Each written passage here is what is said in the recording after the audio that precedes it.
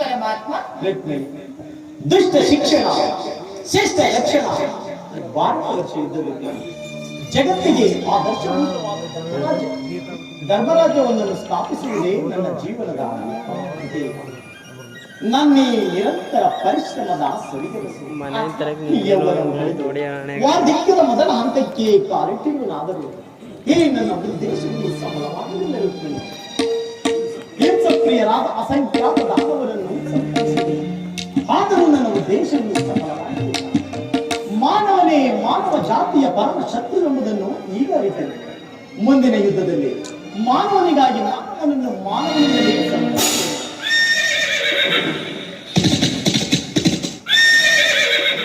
ರುಕ್ಮಿಣಿ, ಸ್ವಾಮಿ, ನೀನಿನ್ನು ಒಟ್ಟು ನಾನು ಕ್ಷಣ ಕಾಲ ನಿದ್ರಿಸುವೆನು. ಪುನಃ ನಾನು ಎಚ್ಚರಗೊಳ್ಳುವುದರೊಳಗಾಗಿ ಭಾರತವರ್ಷ ಯುದ್ಧ ಅಥವಾ ಶಾಂತಿ ಎಂಬ ಪ್ರಶ್ನೆಯು ಈ ಮಂದಿರದಲ್ಲಿ ನಡೆಸಲ್ಪಡಬೇಕಾಗಿದೆ. ಹಾಗೆ ಆಗಲಿ ಸ್ವಾಮಿ.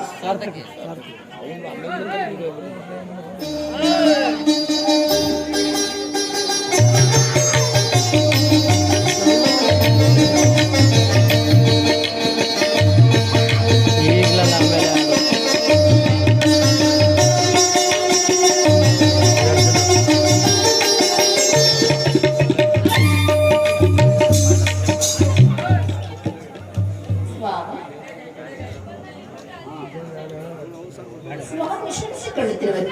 ನಾನು ಕ್ಷಣ ಕಾಲ ವಿಶ್ರಾಂತಿ ತೆಗೆದುಕೊಳ್ಳುತ್ತೇನೆ.